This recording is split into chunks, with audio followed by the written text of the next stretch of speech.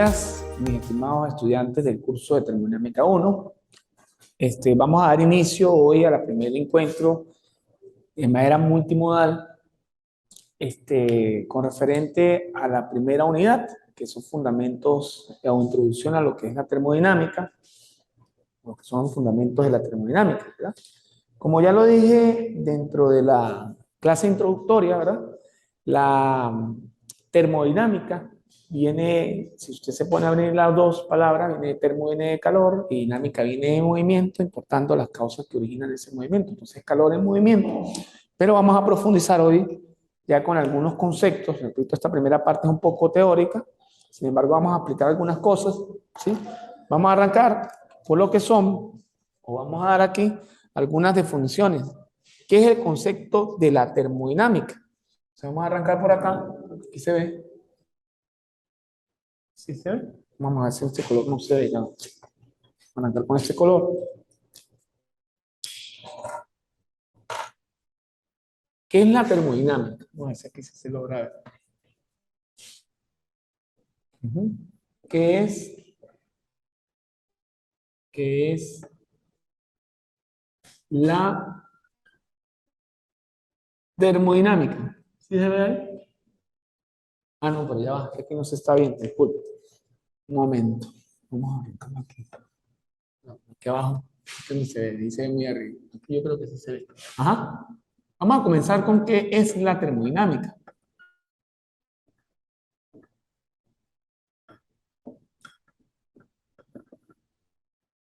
¿Sí? ¿Qué es la termodinámica? ¿Qué es la termodinámica? Y vamos a definir algunas cosas allí. ¿Sí?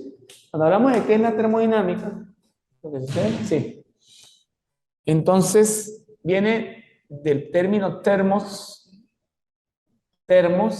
que ya como ya lo dije, significa calor, y dynamics,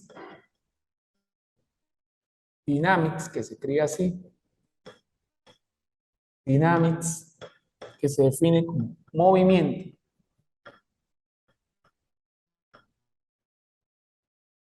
Entonces aquí vamos a tener que esto significa que genera un trabajo, que recordemos nosotros el principio físico que trabajo se define como el módulo de una fuerza por el vector de desplazamiento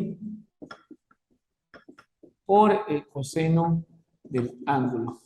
Entonces, si nosotros unimos el trabajo y la dinámica, es decir, el calor sería como en este caso la fuerza que vamos a tener y la dinámica es el movimiento, entonces genera ¿qué? Un trabajo, ¿no? Desde el punto de vista ¿qué? Físico. Ahora muy bien. Vamos a escribir aquí que se refiere a los puntos. Dice, es la parte, ¿sí? Es parte de la física,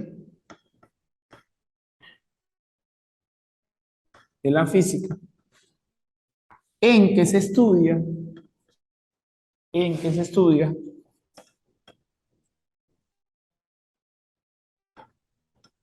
en que se estudia las relaciones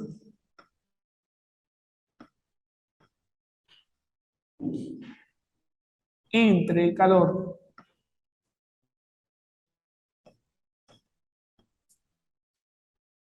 y las restantes formas de energía.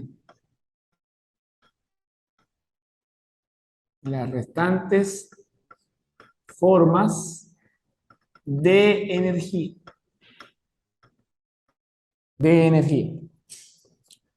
Ok, entonces fíjate que existen otras formas,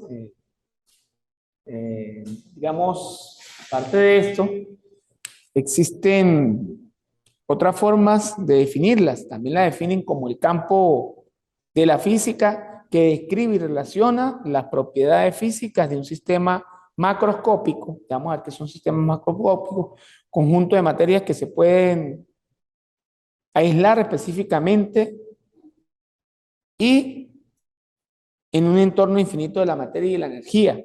¿sí? También es una ciencia, desde otro punto de vista, definiendo termodinámica, vamos a hallar que es una ciencia que se encarga del estudio de la energía, sus transformaciones y relaciones entre dichas transformaciones y las propiedades físicas de las sustancias. ¿Ok? Vamos a tener, una vez visto esta parte de digamos, de dónde proviene el término termodinámica, perdón, vamos a ver lo que es fundamentos de la termodinámica.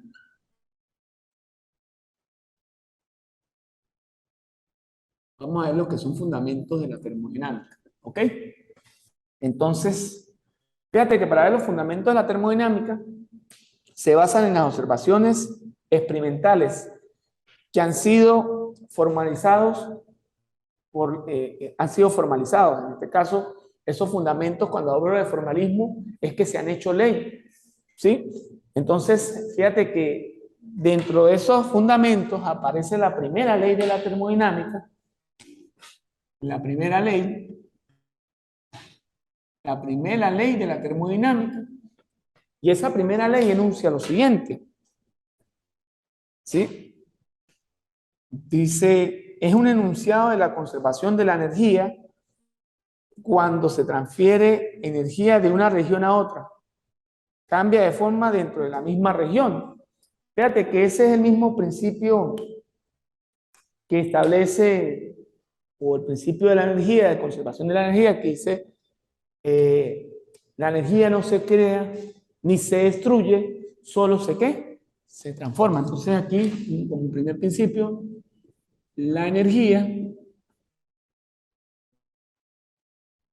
no se crea, ni se destruye,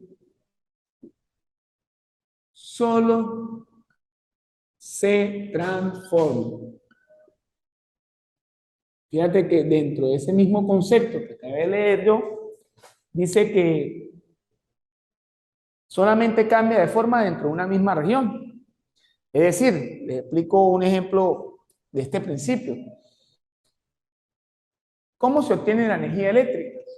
¿Sí? Si nosotros nos ponemos a pensar desde ese punto de vista, la energía eléctrica se puede obtener por centrales hidroeléctricas, centrales termoeléctricas o plantas nucleares. Vamos a ver el caso nuestro, generalmente nuestro anillo nacional eléctrico está alimentado por plantas hidráulicas, plantas hidroeléctricas.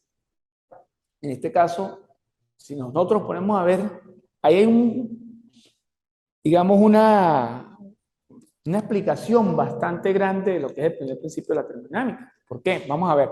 La potencia del agua que es represada para generar un embalse, ¿entiendes? Embalse que es como una piscina gigante, es almacenada allí y es liberada a través de unas tuberías, ¿sí?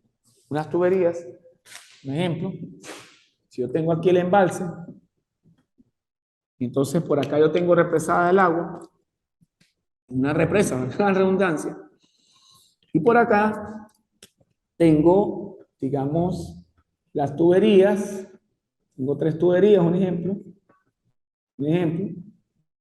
que por aquí va a salir un caudal de agua, un caudal Q de agua, un caudal Q de agua, y por acá un caudal Q de agua. Estas tuberías generalmente van a estar, o el diámetro de estas tuberías son de 7.5 metros a 8 metros y generalmente generan un caudal de 600.000 litros por segundo. Una potencia muy, muy grande.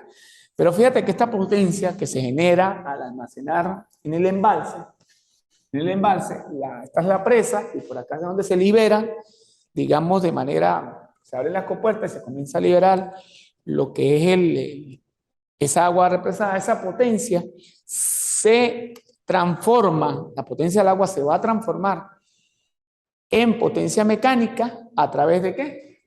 Entonces luego esto se conectaría a una turbina Pero esta turbina está conectada a un generador eléctrico. A un generador eléctrico. Entonces, fíjate, estamos transformando la potencia en agua en energía mecánica, pero la energía mecánica, a su vez, la estamos transformando en energía eléctrica.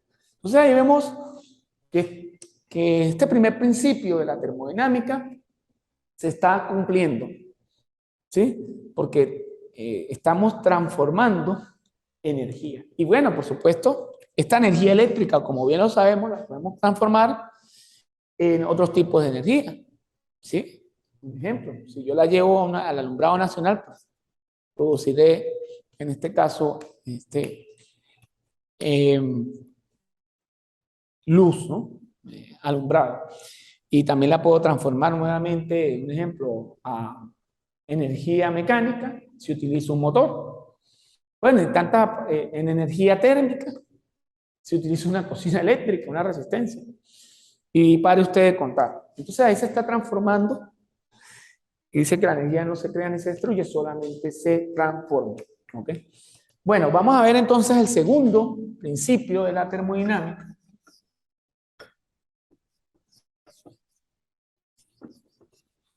Vamos a ver entonces el segundo principio de la termodinámica, o la segunda ley, que son los fundamentos.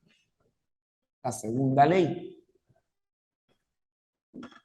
En la segunda ley dice, permite determinar la posibilidad que un proceso ocurre o no, y se puede predecir su dirección. O sea, esta permite, lo voy a copiar textual, permite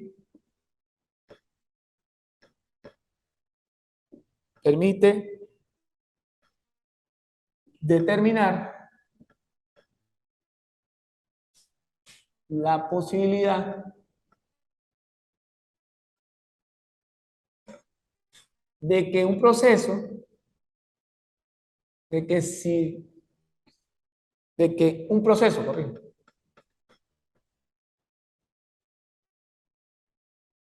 ocurre o no. Y se puede predecir su dirección. Su dirección. Entonces, fíjate que esta ley es como una ley, digamos, no sé si ahí se puede leer, de todas maneras voy a tratar de montar este material de manera física para que ustedes lo tengan ahí, pero sí, no solamente montarlo, sino que explicarlo porque estos principios son los que nos van a ayudar a resolver problemas de volumen de control. Entonces, ¿qué dice este enunciado? Que permite determinar la posibilidad de que un proceso ocurra o no, se puede, o no, y se puede predecir su dirección. ¿Ok?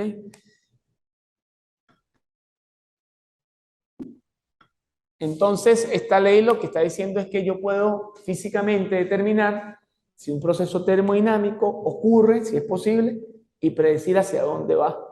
Por decir, el caso de las termoeléctricas, que nosotros, a través de volumen de control, nosotros podemos controlar, no solamente predecir qué es lo que ocurre dentro del sistema ideal termodinámico cerrado, sino qué es lo que, hacia dónde va. ¿Ok? Eso lo vamos a profundizar. La tercera ley, la tercera ley de la termodinámica, que se define de la siguiente manera, la tercera ley se define de la siguiente manera, establece que la entropía tiene un valor cero cuando la temperatura absoluta es 0 grados. Y la entropía que se define como la utilidad de la aplicación de la segunda ley de la termodinámica. Vamos a esclarecer un poquito este concepto porque dice que establece que la entropía tiene un valor cero cuando la temperatura absoluta es 0. Y vamos a definir también, vamos a escribirlo aquí, vamos a desglosar el término, porque es un término muy importante, una ley muy importante que dice, establece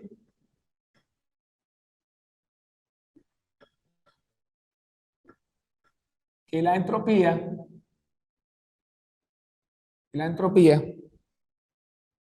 tiene un valor cero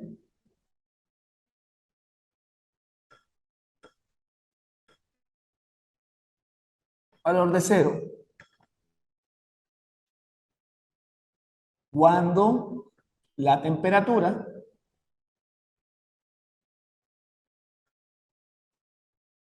absoluta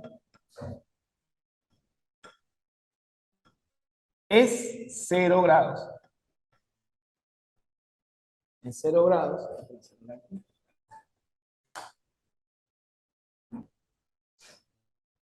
Es 0 grados.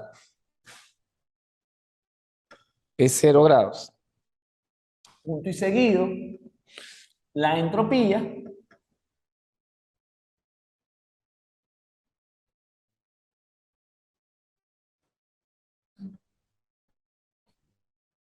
es de utilidad en aplicaciones de la segunda ley de la termodinámica.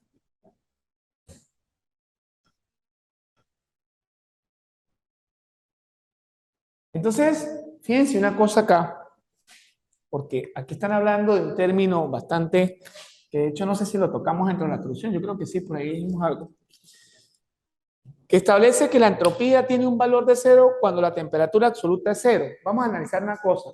Si la entropía es el estado o el nivel, digamos, de desorden de un sistema, es decir, cuando la entropía es muy alta, se considera que el sistema está muy desordenado. Algo que ocurre, digamos, en los gases. Los gases tienen una entropía muy grande, porque sus partículas están muy alejadas. El estado de desorden es inmenso. Los líquidos también tienen una entropía, pero en comparación a los gases es, digamos, media, a pesar de que hay un estado de desorden no es tan grande como el de los gases. Entonces, podemos colocar el ejemplo con los líquidos. Ah, bueno, y termino diciendo, y los sólidos, la entropía pues mucho menor a la de los líquidos, y muchísimo menor, casi que exageradamente menor a la de los gases. ¿Qué pasa con el agua? Supongamos que yo tenga agua en estado líquido y yo la congele, es decir, la solidifique, entra en estado de fusión. Entonces, ¿qué es lo que pasa con el agua? Que en estado cero, cuando la llevo a 0 grados, ella se comienza a cristalizar. Cuando se cristaliza, pues se solidifica. Ahí en ese momento yo estoy reduciendo la entropía, porque se está convirtiendo de líquido a sólido, ¿verdad? Caso contrario, cuando yo la evaporo, ¿sí? Cuando la caliento a 100 grados, a más de 100 grados, aumento su nivel entrópico o su entropía. Porque fíjate que estoy llevando de estado líquido a estado gaseoso. Entonces el agua es un perfecto ejemplo, por lo menos para explicar la tercera ley de la termodinámica. Entonces cuando nosotros nos acerquemos a cero, la entropía de ese sistema va a disminuir porque se va a solidificar. Pero cuando yo me aleje de cero, la entropía va a comenzar ¿qué? A aumentar, que es el caso contrario cuando yo eh, elevo la temperatura del agua, la paso más de 100 grados centígrados y esta se evapora. Entonces se convierte en un estado gaseoso y su entropía, por supuesto, aumenta. ¿Ok?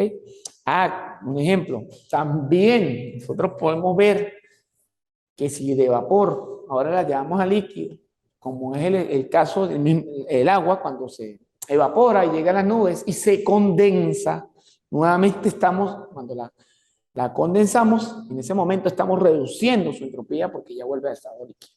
Bueno, vamos a tener también, ya una vez explicado los fundamentos, vamos a hablar de lo que es la ley cero. ¿Qué es la ley cero? Vamos a colocarla aquí, ley cero.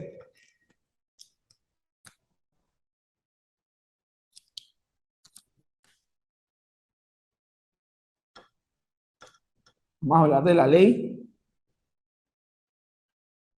cero. ¿Y qué establece la ley cero? Dice lo siguiente. Es de utilidad en medición de la temperatura. Es de utilidad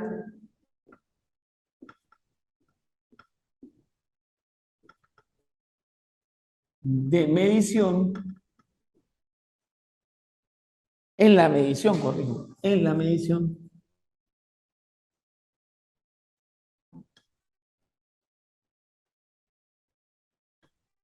de la temperatura.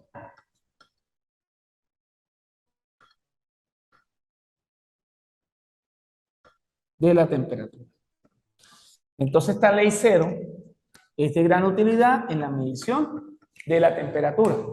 ¿Por qué? Porque nosotros, todo el mundo ha visto un termómetro. Entonces cuando nosotros vamos a medir temperatura, siempre comparamos con lo que es la ley cero, aunque todo, digamos, nunca lo habíamos determinado a ver qué es lo que ocurría allí. Entonces, ¿qué es lo que estamos midiendo ahí? Que si ella se acerca a cero, estamos midiendo que el nivel de entropía va a ser bajo. Y si se aleja de cero, el nivel va a ser alto. Entonces, es de gran utilidad para lo que es mediciones de temperatura. Fíjate que ahora vamos a tocar, de pronto voy a abordar acá, un tema súper importante, que es lo que es, vamos a ver si se logra leer ahí. Sí. De todas maneras voy a tratar de dejar este material digital en la plataforma para que lo puedan tener. Vamos a hablar de lo que es un sistema, ¿sí? Vamos a hablar de lo que es un sistema. Y lo invito a leer, dice, un sistema es una parte del universo la cual se separa del exterior por límites imaginarios, los cuales se representan por líneas a trazos que no tienen espesor ni forma geométrica definida. Entonces, vamos a hablar de qué es un sistema. Vamos a ver qué es un sistema. Entonces, cuando hablamos de qué es un sistema, ¿sí? Repito, es una parte del universo la cual se separa del exterior con líneas punteadas, ¿sí? Sin un hueso específico. Vamos a ver una cosa para entender qué es un sistema. Supongamos que yo tengo una ciudad, ¿sí? Esto es una ciudad. Una ciudad. Y la ciudad internamente, vamos a separarlas por rectángulos, ellas van a tener varios sectores. Un sector aquí. Y otro sector acá. ¿Sí? Entonces supongamos que aquí tengo un sector 1, que no sé si se logra ver. Un sector 1, un sector 2, un sector 3. Vamos a ver que no se ve tanto, más está en negro. Ahora se logra ver un poquito mejor. Esta y esta. 1, 2, 3, 4, 5 y 6. ¿No? Entonces, esto es una ciudad completa. Pero cuando hablo de sistema, yo tengo que limitar. Supongamos, yo voy a limitar el sector 1. Y lo limito con líneas que punteadas. Esto me representaría a mí un sistema que 1. Porque de ese gran universo, pues yo voy a estudiar ¿qué? Esa gran ciudad, con el ejemplo que estoy colocando, una partecita de esa ciudad. Por lo menos de pronto dice, bueno, yo quiero estudiar ahora el sistema 5. Entonces lo denoto con líneas ¿qué? Con líneas punteadas también. ¿Verdad? Entonces, siempre que nosotros en termodinámica vamos a estudiar un sistema, yo debo ¿qué? Puntearlo para indicar que voy a estudiar ese sistema. ¿Ok? Entonces, repito, es parte de un universo que se denota con líneas para poderlo ¿qué? Con línea imaginarias para poderlo estudiar, ¿no? Entonces vamos a connotar una partecita de ese gran universo. ¿El universo aquí cuál sería? La ciudad. Y los sectores sería cada uno de los sistemas que yo voy a ¿qué? A estudiar, ¿no? ¿Sí? de pronto X sector de clase media, o X sector de clase baja, o X sector de clase alta. ¿Ok? Pero entonces yo lo delimito. Yo voy a estudiar el sector de la clase alta de la ciudad. Entonces lo delimito. Son las personas que, bueno, que tienen acceso a X comodidades, etcétera. Las de clase media tienen acceso a X comodidades de acuerdo a su condición económica, y las de clase baja pues tendrán ciertas posibilidades económicas también. Y entonces lo debo limitar. Y un ejemplo claro también, un ejemplo de todas las universidades que están en Venezuela. Yo voy a estudiar X universidad, por lo menos la universidad nuestra, el IEXI. Entonces yo la limito para aislarla de las demás universidades y estudiar específicamente la universidad. Vamos a ver la clasificación de los sistemas. Vamos a ver cómo se clasifican los sistemas. Clasificación de los sistemas.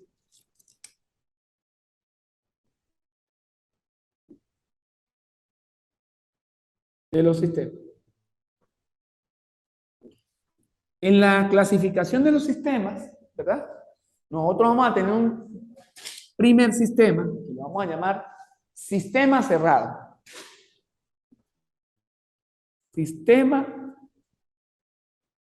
cerrado. Y vamos a ver qué significa que es un sistema cerrado. Lo leo. Es aquel donde no existen intercambios de materias entre el sistema y los alrededores. Muy importante. Porque un sistema cerrado, supongamos un tanque de agua. Aquí yo tengo agua internamente, por ejemplo. Y yo ese sistema lo voy a estudiar, pero de manera cerrada. Entonces yo utilizo las líneas punteadas y no va a existir, o no voy a considerar que existe intercambio de masas entre el sistema y los alrededores. Es decir, si aquí yo tengo agua, entonces no voy a considerar que él intercambia masa ¿con qué? Con los alrededores. Pero también vamos a tener lo que son sistemas abiertos. Vamos a tener lo que son sistemas abiertos.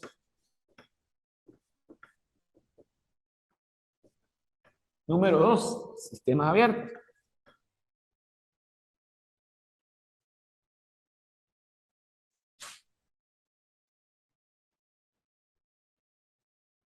Sistemas, ¿sí se lo hará? Sistemas abiertos. Ya lo vamos a definir. ¿Qué es lo contrario al sistema cerrado? Es aquel donde existe intercambio de la masa entre los sistemas y sus alrededores. Un ejemplo. Vamos a hacerlo así. Esto es un tanque de agua. Un tanque de agua. No hay intercambio. Un tanque de agua. No hay intercambio de masa con sus alrededores, ¿no? Pero vamos a ver cuándo es un sistema abierto o cuáles son las características que tiene el sistema abierto. Yo tengo agua aquí ahora. ¿Sí? Pero ahora, bueno, el agua en realidad se denota con fluidos con unas rayitas así, ¿verdad? Yo voy a tener agua allí y supongamos que yo por acá tengo el Inos. Inos o, bueno, aquí no, ahora no se llama Inos, perdón. Hidro, Sur, Oeste, que es el acueducto que surte, digamos, de agua a San Cristóbal. O bueno, no a toda San Cristóbal, a ciertas regiones de San Cristóbal, por lo menos en el suroeste de acá, que está ubicado en el pasaje acueducto, se llama pasaje acueducto, pues surte lo que es todo el sector de Barorero, La Guacara, etcétera, la Ermita, creo, no, la Ermita, sí, la Ermita creo que también. Entonces, esto, si yo lo voy a estudiar, fíjate que hidrosuroeste, ¿sí? Alimenta de agua a un tanque, y ese tanque la libera a través de bombas, ¿verdad? A nuestras viviendas. Si yo voy a estudiar este estado, este sistema, no lo puedo, a juro, es un sistema abierto. ¿Por qué? Porque hay intercambio de masa con los alrededores. Fíjate que no todo el tiempo, si estoy estudiando el tanque, ese tanque no se va a mantener, porque hay de entrada de fluido y salida de fluido, ¿ok? No es lo que ocurre en los sistemas cerrados, que no se considera que hay intercambio con los alrededores. Incluso, vamos a ver otro ejemplo. Este sería como un ejemplo 1. Un ejemplo número 1. Y vamos a tener un ejemplo número 2. Un ejemplo número 2. Un ejemplo número 2. Que el ejemplo número 2, por decirlo así, vamos a tener el radiador de un carro. ¿Sí, profesor? Pero ¿cómo que el radiador del carro, de un vehículo, de un carro, ¿sí? Va a ser un sistema abierto? Entonces voy a dibujar por acá el radiador. Vamos que el radiador tenga lo siguiente. Tengo aquí una boca. Y aquí voy a tener un serpentín. ¿Cierto? Y por aquí tengo la otra boca de salida. Entonces, si yo me pongo a estudiar un radiador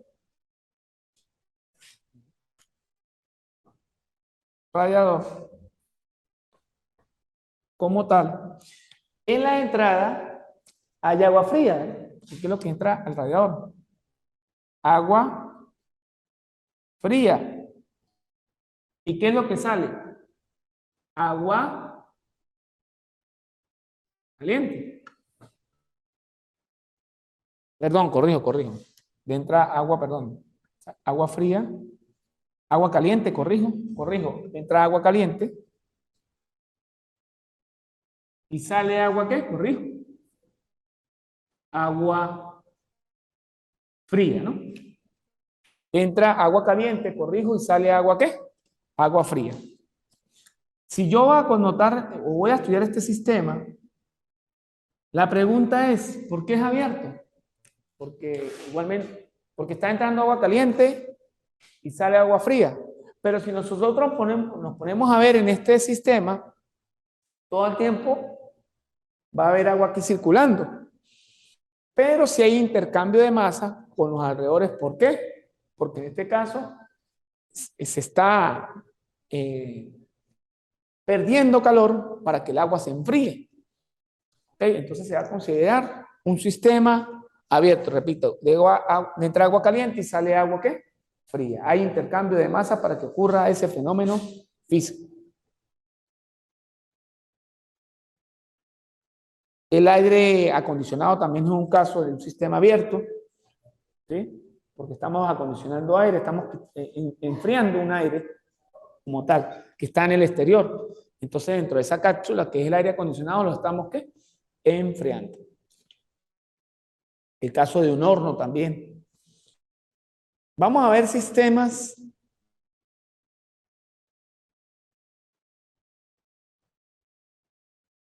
aislados. Voy a borrar aquí para ver el caso de los sistemas aislados.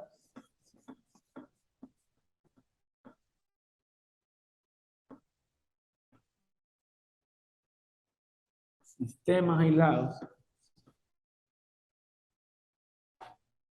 Sistemas aislados, que vendría siendo número 3. Sistemas aislados.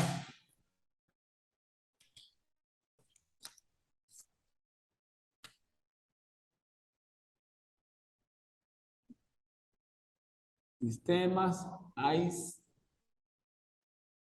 aislados. ¿Cierto?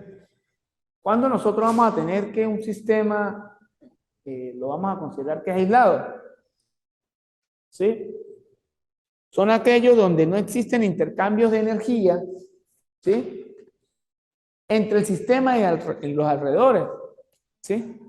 No existe intercambio de energía entre el sistema y los alrededores. Es un sistema aislado, por lo menos un sistema aislado también pudiese ser una cava de anime donde yo meta hielo para evitar que haya, en este caso, intercambio de energía con los alrededores, porque si no me funde el hielo, ¿no? En este caso, calor. ¿Sí?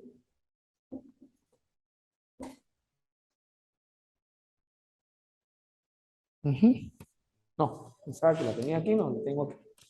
Ahora muy bien, ¿qué es lo que viene ahora? Vamos a ver tipos de límites o de fronteras. Entonces ya sabemos que un sistema aislado, ya lo definimos, que no hay intercambio de qué?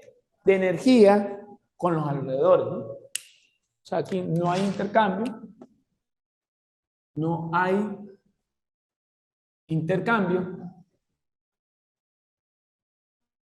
de energía, de energía,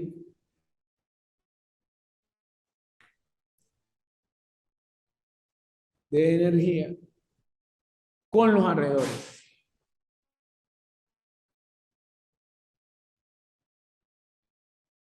No hay intercambio de energía con los alrededores. Ahora vamos a ver tipos de límites o fronteras. Tipos de límites o fronteras. Tipos de límites o fronteras.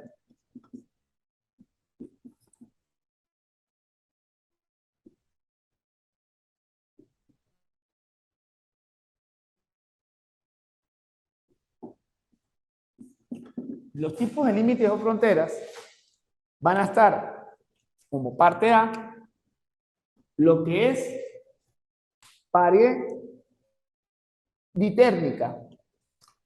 Pared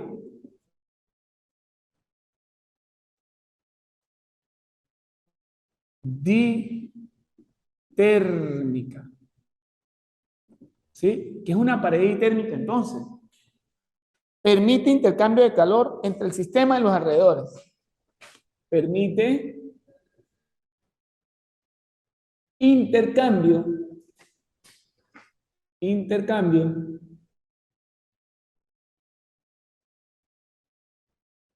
de calor entre la pared,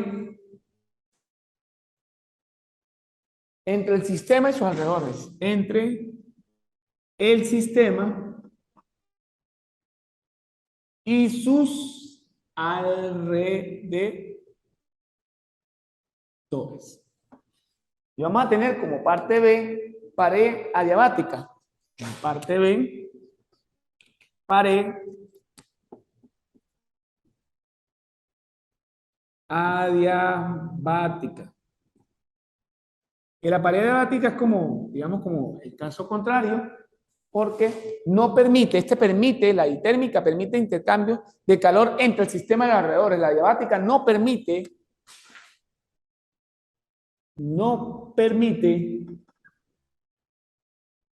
intercambio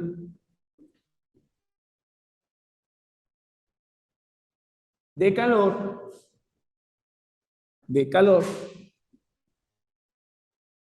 entre el sistema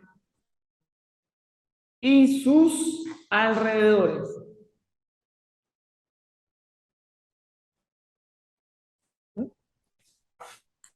Y vamos a tener un ejemplo, vamos a hacer unos ejemplos aquí.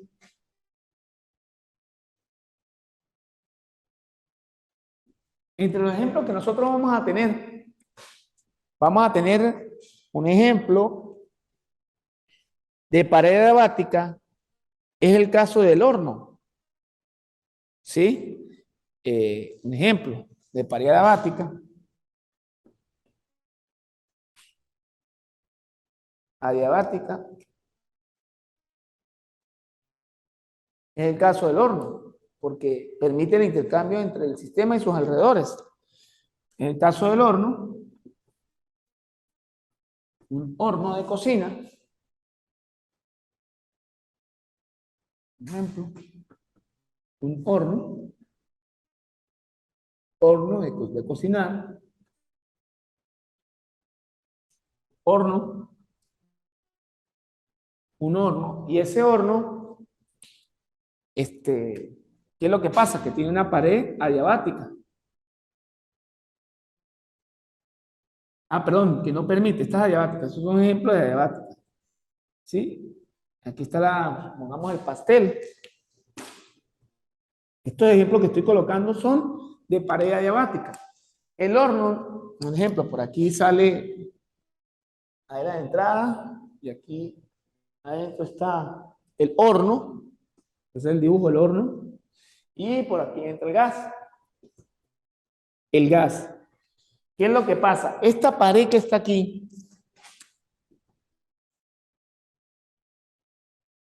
es adiabática.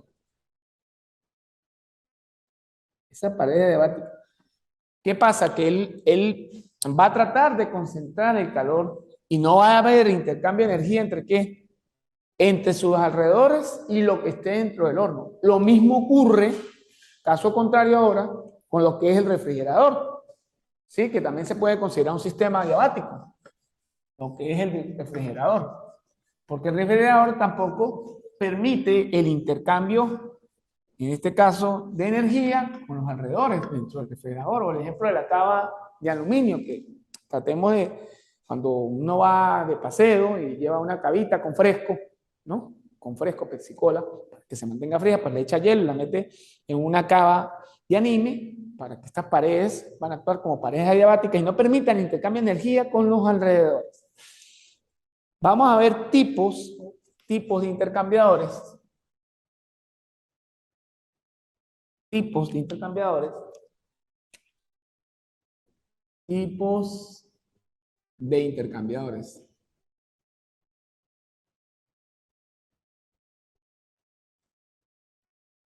Entonces, entre los tipos de intercambiadores, ¿sí? Vamos a tener, fíjate, los voy a nombrar porque creo que por el motivo de tiempo no nos da chance de verlos todos, pero los voy a nombrar al menos. Existen los intercambiadores, perdón, corrijo. Tipos de intercambiadores no, corrijo. Tipos de interacciones es la cuestión. Tipos de interacciones.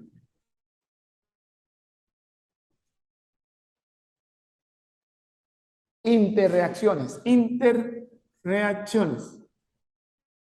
Tipos de interreacciones. Tipos de interreacciones.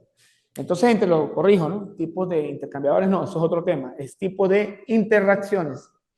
Entre los tipos de interacciones vamos a tener, que los voy a nombrar por motivo de tiempo, los mecánicos, las interacciones másicas y las interacciones térmicas.